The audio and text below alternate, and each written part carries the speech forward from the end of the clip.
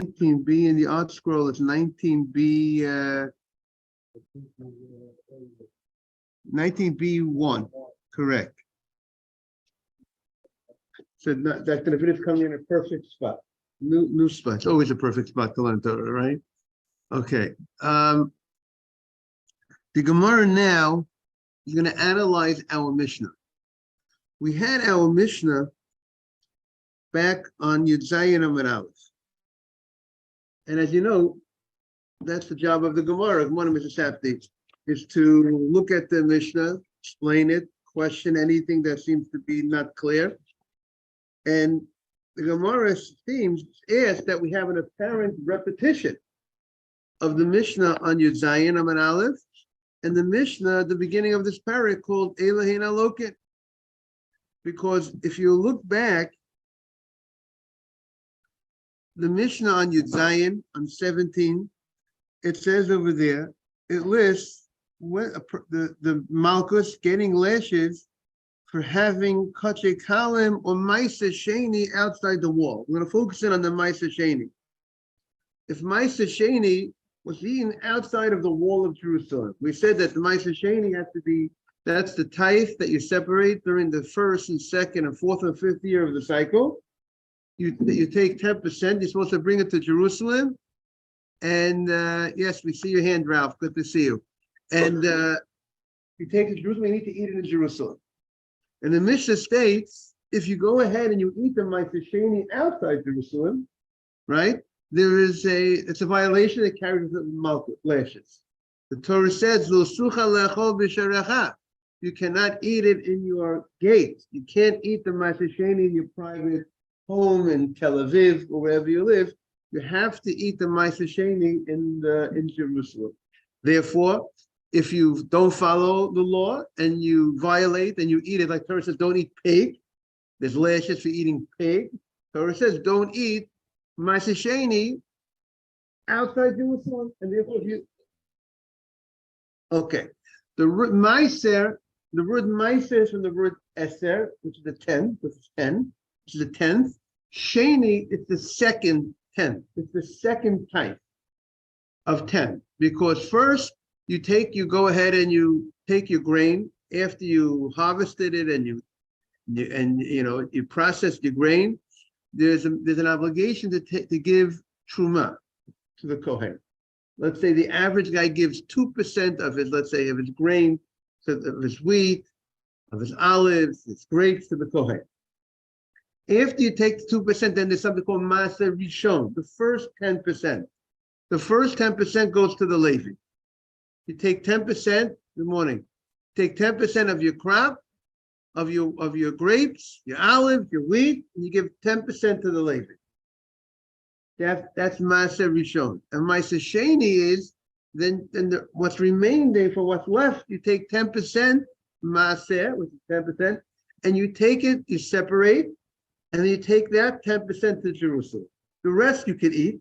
Now that you already took off the Truma, you gave the Kohen, you gave the Levi, you gave Mr. Batesh, he's on the screen, and then once you take off the second 10%, Maser Sheni means second, you took off the second 10%, and you're gonna, then the rest of the food now becomes permitted for you to eat.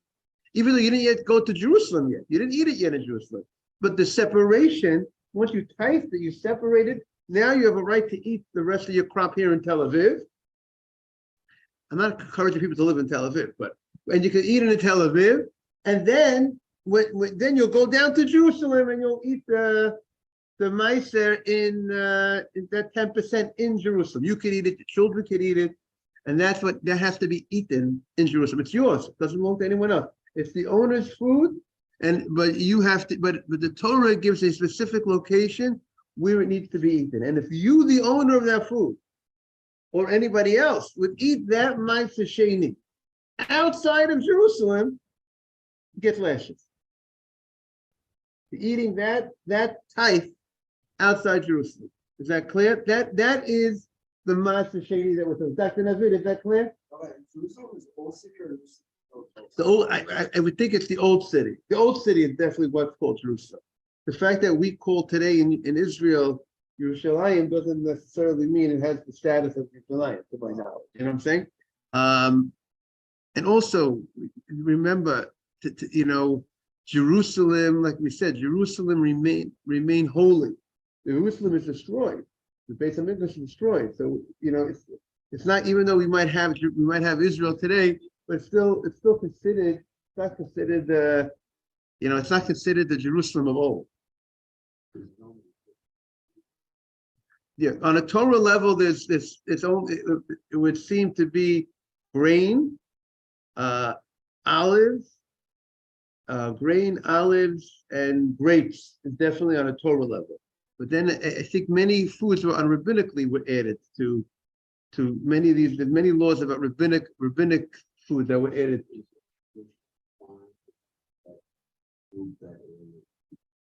The obligation is confined to those foods that you have responsibility to take off my Sheni. Maybe we can take out the Mishnayot. Maybe tomorrow we'll look at the listing of the foods. Besides the grapes, the olives, and the grain is definitely biblical. That has to be brought to that has to be separated. Those foods for sure has to be tithed. There might be other foods might not have to be tithed at all, and therefore is not subject to Ma'aser Sheni. And there might other foods that rabbinically would be, the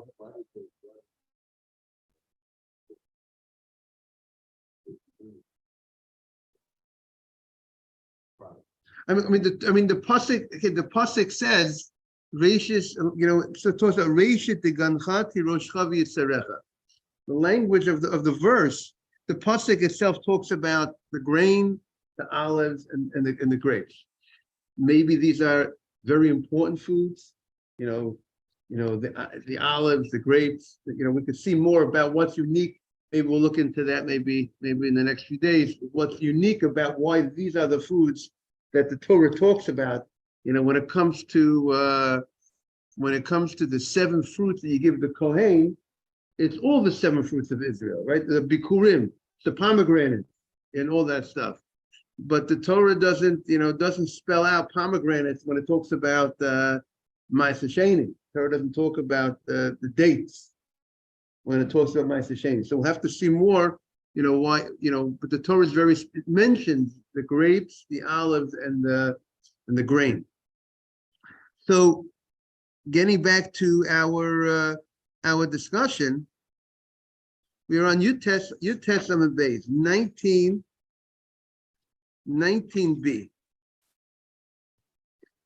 So we're discussing the Ma'aser Sheni. We're discussing this phenomenon that you have to go ahead and take certain fruits, certain products, grain products, fruits. You have to go ahead and bring it to Yerushalayim. You have to separate it. And by the way, but the separation is going to free up the rest of the fruits for you to eat. And if whatever you separated, you have to go ahead. You have to give it to the Kohen, the Truma. You have to give it to the Levi. You have to take this to Yerushalayim to eat in Yerushalayim. Now, right. This is in the 7-year cycle. The 7th year of Shemitah.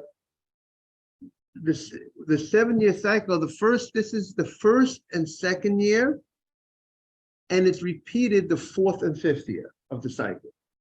Meaning to say, the 3rd year of the cycle, you do not separate Ma'aser Sheni.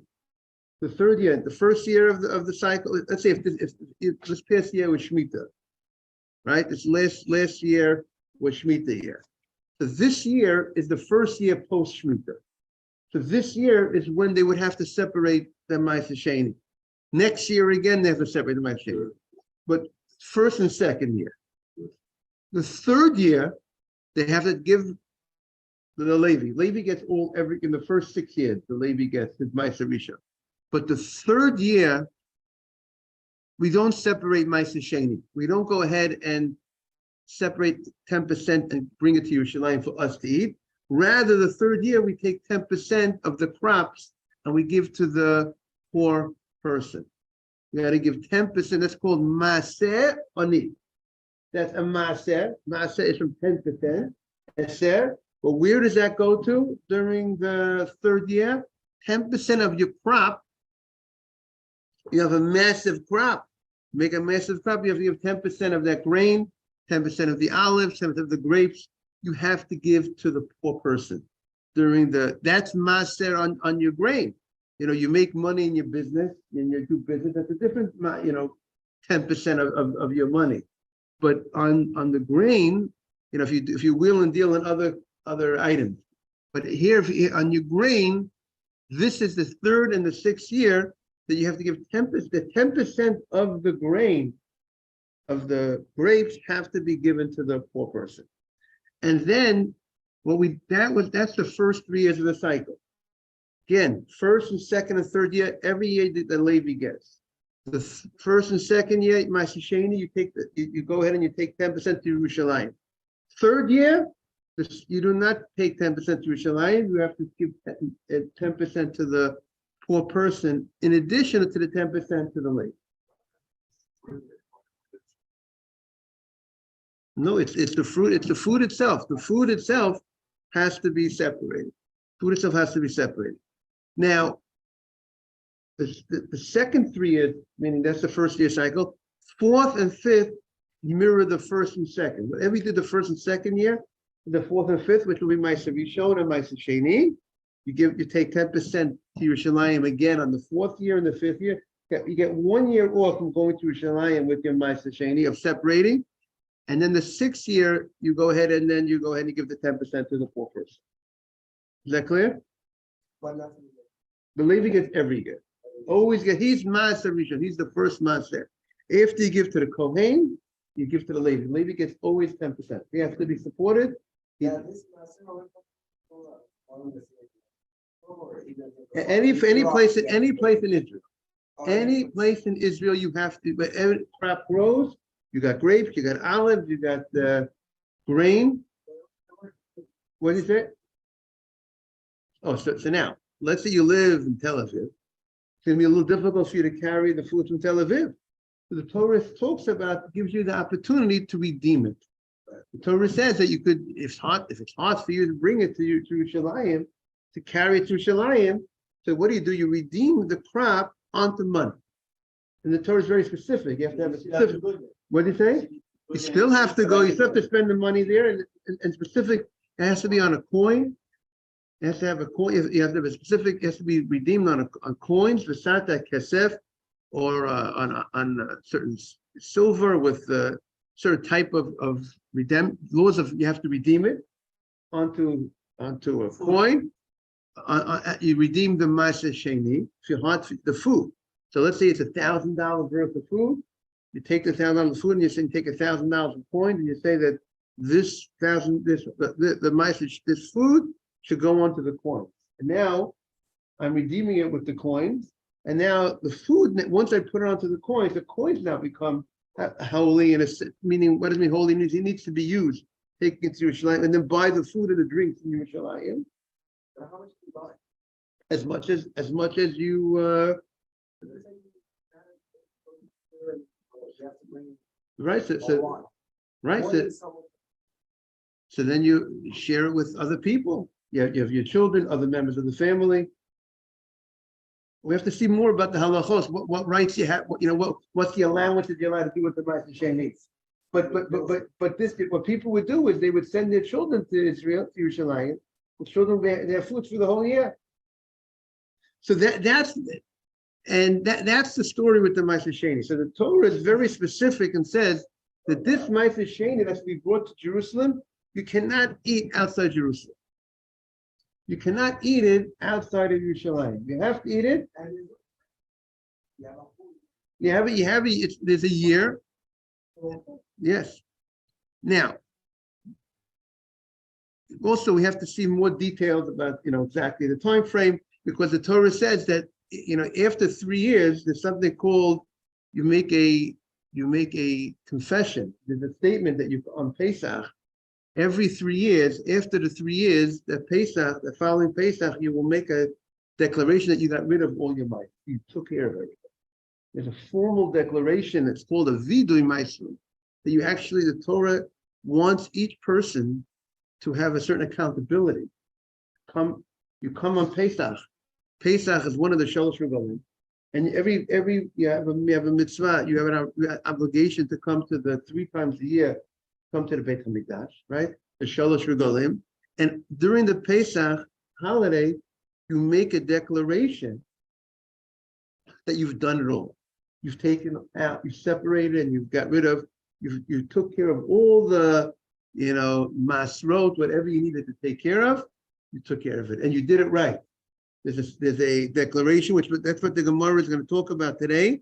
There's a declaration that you're going to say that you kept the laws pertaining to this Maasrot. Maybe we'll look at the pasuk. It's in Devarim, Perich Avav, pasuk Yud Daled. Perich Avav, pasuk Yud Daled. And my father-in-law, Rabbi London of blessed memory, he had a comment on this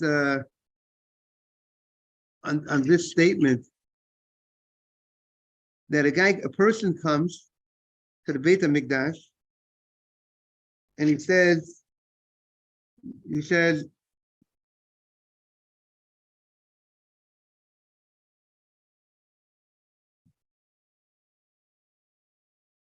you see, they write over here, the day before Pesach of the year after the 3-year cycle. You have the 3-year cycle, and then comes Pesach. The day before Pesach year, the owner must make sure that he has delivered all the types to the proper destination. And on the last day of Pesach, on the Shvi Shel Pesach, the day of the splitting of the Yam Suf, that we celebrate the 7th day of Pesach, that's when he makes the confession that it's preferable to say this confession in the by the Beit HaMikdash, but it could be said anywhere. Now, what does he say? He says, "V'amati l'fnei Hashem Elokecha, bi'arti hakodesh min habayit." He says, "I have gotten rid of it. It's no longer in my house. I've given it away. It's not enough to go ahead and separate the maaseh and keep it in storage. You got to give it away." And he declares, "I've given it away." And he says, I've given the kodesh min habayis, and that Rashi says that's referring to the maaseh sheni. I gave the maaseh sheni I brought it to Yerushalayim.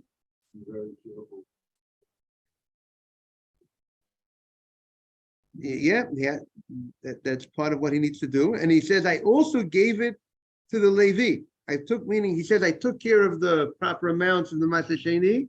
This is the declaration that he said on the 7th day of Pesach. This is called Vidui Maasrot. The 7th day of Pesach, he makes this declaration. Now,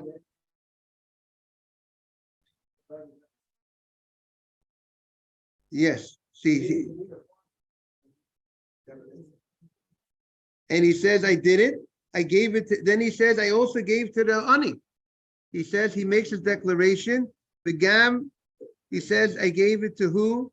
I gave to Levi, and I gave la ger leyatam v'lamona. I gave to the convert. That's the poor. I gave to the widow, the orphan.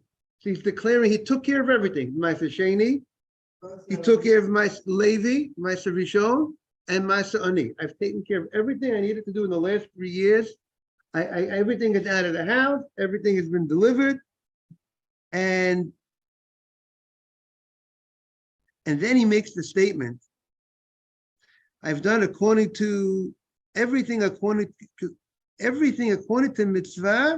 that you have commanded me. I followed the laws. I haven't forgotten. It's a very important declaration. And he says, part of this declaration, he says, I did not consume the Maaseh Sheni when I was in a state of contamination. Okay?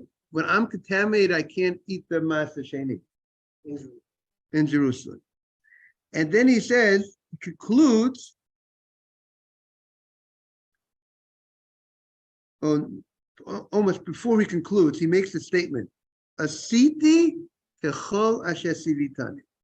I have done exactly the way you have commanded me. You gave me certain laws regarding this, laws regarding separation, delivery, and how it's supposed to be eaten, certain things. I did it, everything the way you have commanded me. So my father, Rabbi London, said, look how a Jew, any Jew, every Jew is responsible to say, I've done, Rabbi London would say, you could do it. He was a builder, he was a very big mechanech, he was a big educator. His yahrzeit was this Saturday night, this Shabbat. He said, you could do it. I would say he believed in the student. He empowered the student that you could do it. And he used this as a proof that every Jew, as they say in America, every Tom, Dick, and Harry, every Reuven, Shimon, and Levi, every Chaim Yaakov, every Jew has the ability to say, so the Torah is saying, is instructing every Jew to say, I have done exactly the way you've commanded me. There are many people that have a situation, they say, can I do it? Who am I? Can I do it right? You know, that there's certain people go through that. The Torah says, no, you can get up by the Beit HaMikdash. Where are you? You're by the holiest place. You're in the Beit HaMikdash, you're coming to the Beit HaMikdash, and the Torah says, you make that declaration that I've done everything. And therefore, that's what Hashem expects from all of us. It's very challenging, taking off, giving away. But again, it's only hard when people don't focus on the fact that who is really providing the food, who provided the rain that the crops should grow, who gave you the land. It's all given from Hashem.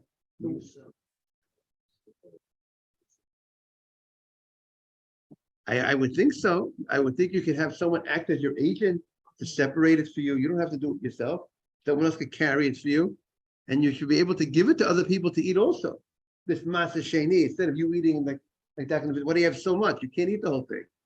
You give it to your other members of the family, extended family, friends. Okay, so that's a little bit about, again, more of the details, exactly when it has to be eaten by, and all this thing, there's a whole masechta for masa sheni that we're not learning now, all the details of, more details to get more of the details.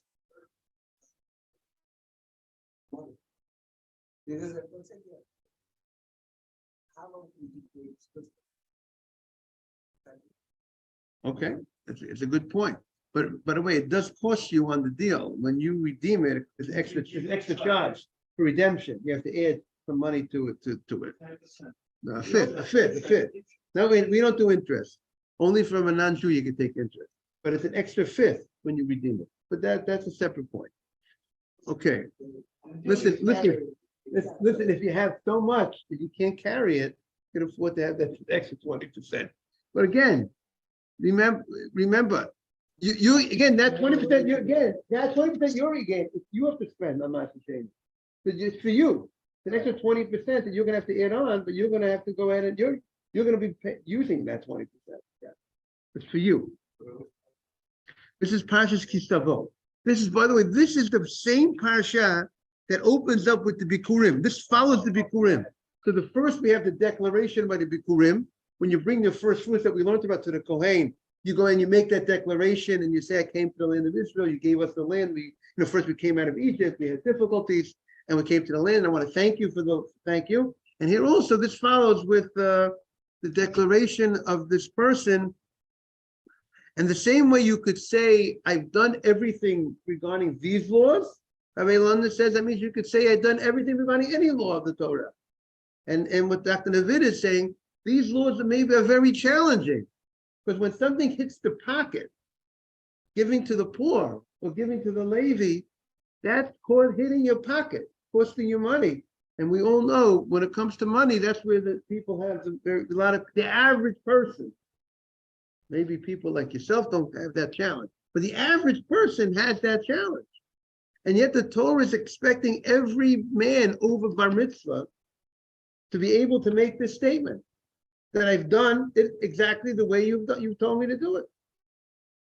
That's the confidence that Hashem has in the people, that we could do it.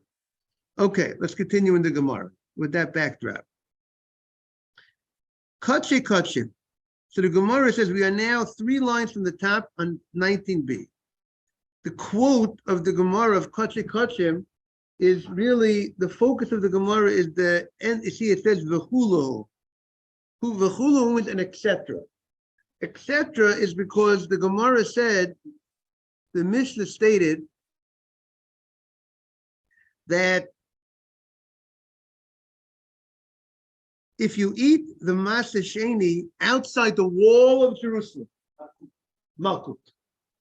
The Maaseh Sheni, we said the second type has to be brought to Yerushalayim and eat in the old city. You eat it outside the old city, lashes. Now, if you look back in the Mishnah, the beginning of the Perek, on Yud Gimel, said something which sounds very similar. It says, if you ate the Maaseh Rishon, Maaseh Sheni, that wasn't redeemed. Right, there's a machlokes exactly how much you ate of it in order to get lashes. Is it any amount? Yes, you have to have a size of an olive. But the Mishnah stated, if you ate Maaseh Sheni that was not redeemed, get lashes. Now, what does that mean? It was not redeemed. So, at first glance, you would say, what does it mean? Here I have food, Maaseh Sheni. I separated the Maaseh Sheni. I separated the type, but I was supposed to, if I want to eat it outside Jerusalem, what do I got to do? I got to first redeem it onto coin. And then no longer does the food have the sanctity, and I could eat the food outside of Jerusalem. Post-redemption. Correct, Mr. David? What?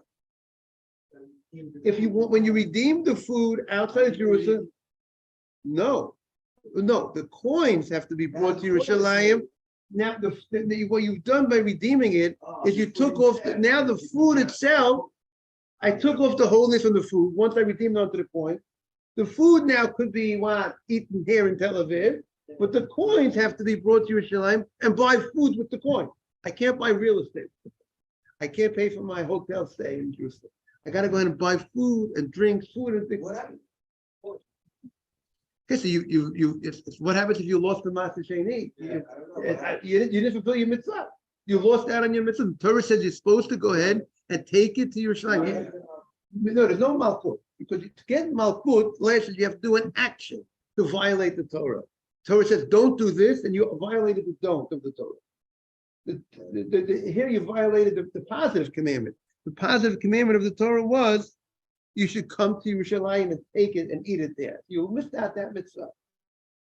So if a person went ahead and has Maaseh Sheni and he did not redeem it onto coins, and the Torah and the Mishnah says if you ate that without redemption, you're subject to lashes. So what does that mean? You ate, where did you eat it? Outside of Jerusalem. Because if you ate it in Jerusalem, why would you get lashes if you ate it in Jerusalem, right? If you eat Maaseh Sheni, that's the place where you should eat it. So if the Mishnah, again, the Mishnah stated, if you ate Maaseh Sheni, we have 2 Mishnayot. Good morning, Jaime. Morning, Rabbi. We are on 19b, A in the arts, B1 in the art scroll. The Mishnah stated, the Gemara is now, you're coming in at a good time, Jaime. It's always a good time to come and to learn Torah. Anytime is always a good time. The Mishnah, our Mishnah on Yud Zayin, that our Gemara is focusing on, speaks about Maaseh Sheni outside the wall. It was very specific. If a person eats the Maaseh Sheni, the type, that 10% that you're supposed to take to Jerusalem during the 1st and 2nd and 4th and 5th years of the cycle, if you ate it outside the wall of Jerusalem, he gets lashes.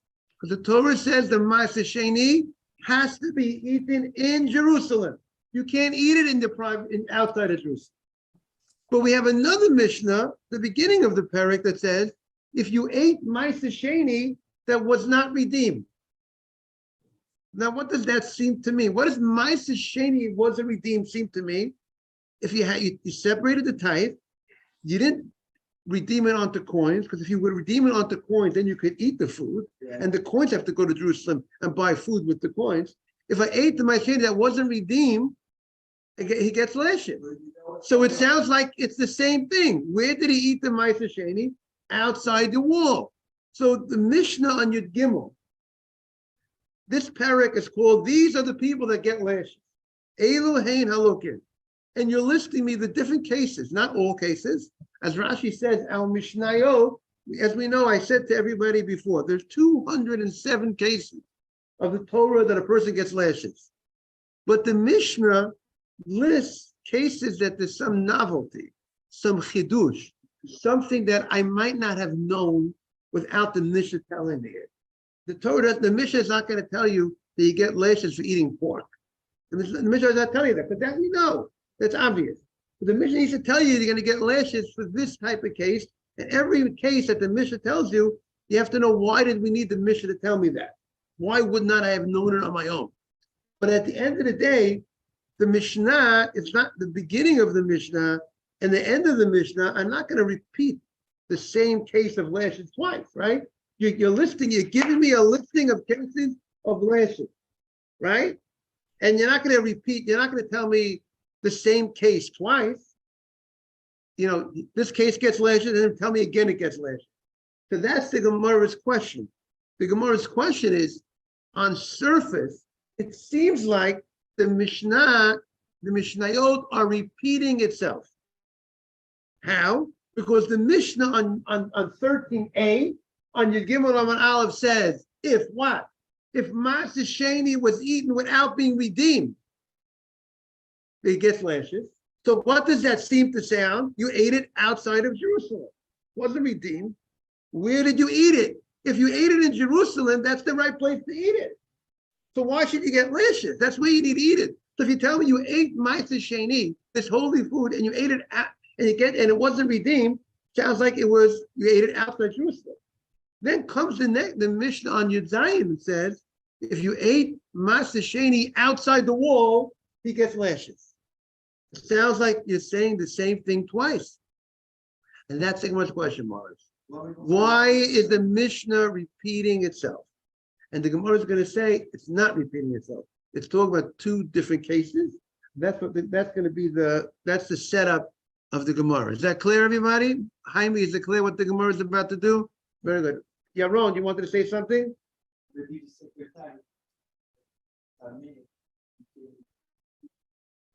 Okay, so very good. So we're going to get it. We'll see how the Gemara is going to talk about, because the Mishnah did not tell us anything about somebody being tamei or anything being tamei in that regarding the Ma'aser Sheni. But now that's what the Gemara needs to fill in some dots.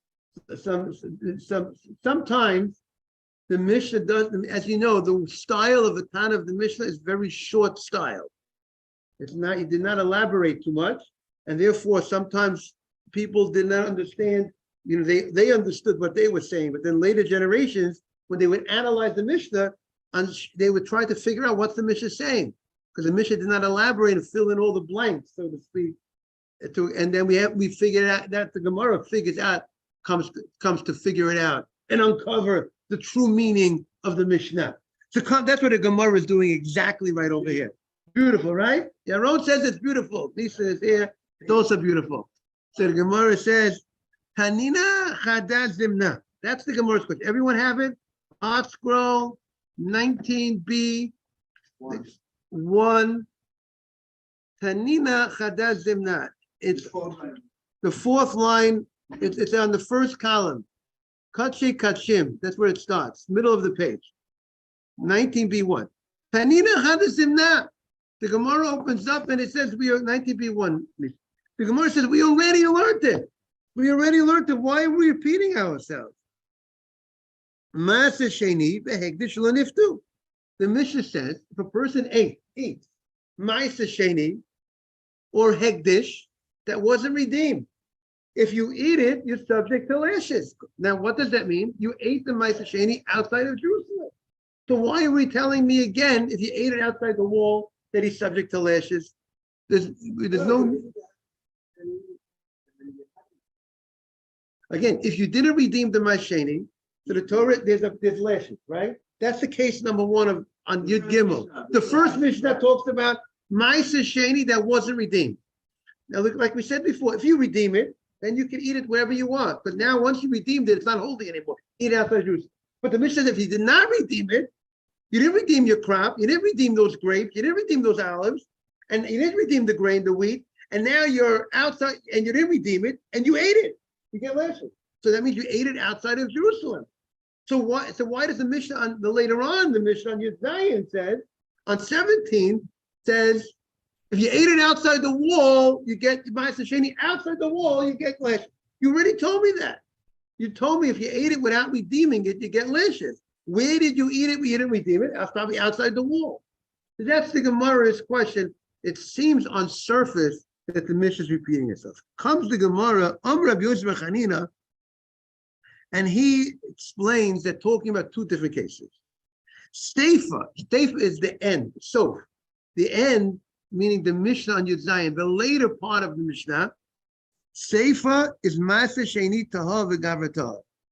It's talking about the Ma'aser Sheni, the food is tahor, the food is pure, did not become contaminated, and the person is not contaminated. The owner of the food is not contaminated. And the ka'achel chutz l'choma. The problem is he's eating it outside the wall. Since he's eating outside the wall, he gets lashes. That's the classic case of eating Ma'aser Sheni outside the wall. The Torah says you cannot eat it outside the wall, and he ate it outside the wall, he gets lashes. But what is the Reisha talking about when it wasn't redeemed? Reisha is the Ma'aser Sheni Tameh. The Ma'aser Sheni, Yaron was talking about this. Tumah. A detail that we did not know before, the Mishnah is now explaining different case. That what's the Ma'aser Sheni is Tameh. The food became Tameh. Now, when the Ma'aser Sheni is Tameh, you're not allowed to go ahead and eat the Ma'aser Sheni when it's Tameh. The Gavra Tameh. And the person is Tameh. So the Ma'aser Sheni, so again, two cases. Ma'aser Sheni Tameh. Either the Ma'aser Sheni became contaminated and the person is pure, or the Gavra Tameh, or the person became contaminated and the Ma'aser Sheni is tahor. One or the other. Either the food is contaminated and I am pure, or I became contaminated and the food is pure. One of there's some contamination here. The food becomes tameh. Let's say if the food was in a tent where a dead body was, that would make the food contaminated. Or a dead mouse maybe was on the food. Certain things, there's certain types of creepy animals have the ability to contaminate. I don't think you'll be able to untummy that food. I don't think so. So what does it say? The Ma'aser Sheni Tameh. If one of them is Tameh, the Ka'achale Yerushalayim, and you eat in Yerushalayim. That's the new case. The new case is that even if it's in Jerusalem, but if it became contaminated, that's what the Mishnah is teaching you, that if that food that's in Jerusalem, but it's contaminated, it's forbidden for you to eat. So we have two cases. One case is you ate the Ma'aser Sheni outside of Jerusalem, even though nobody was contaminated, that gets lashes. Second case is that even when the Ma'aser Sheni is in Jerusalem, but if somebody is contaminated, either the person or the food, subject to lashes. TBC, to be continued tomorrow, everybody. Looking forward to seeing everybody. And we should have a great davening, everybody. All the best. Thank you, Rabbi. Thank you. Thank you for being on. Thank you. Thank you for joining. We're every day at 6:45. Love to have you. We'll take you at 7 also. Thank you. And we said, Mr. Vitesh, thank you for being on. Hope you're doing well. We miss you in the shul. Hope to have you back soon.